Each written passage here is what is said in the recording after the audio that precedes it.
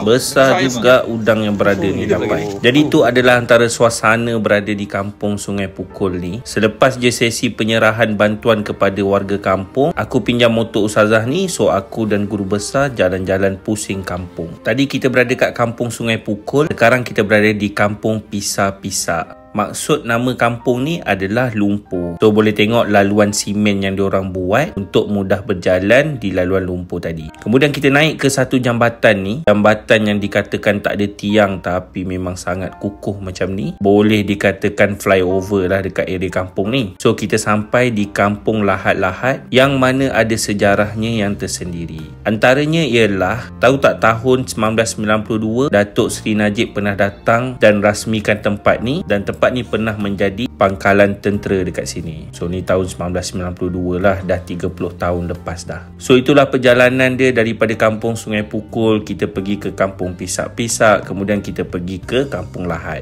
Sungguh aku cakap perjalanan ni memang sangat singkat. InsyaAllah one day kita datang dan kita spend masa lama sikit. Selesailah cerita kita tentang Pulau Sebatik di Malaysia. Walaupun tak full, nanti kita cerita panjang lagi. So next, jom kita pergi ke Pulau Sebatik di Indonesia. Kita lalui laluan sungai ni untuk sampai ke sebuah kampung sempadan Malaysia dan Indonesia. Perjalanan aku ni dibawakan khas oleh Yayasan Ikhlas, link di bio.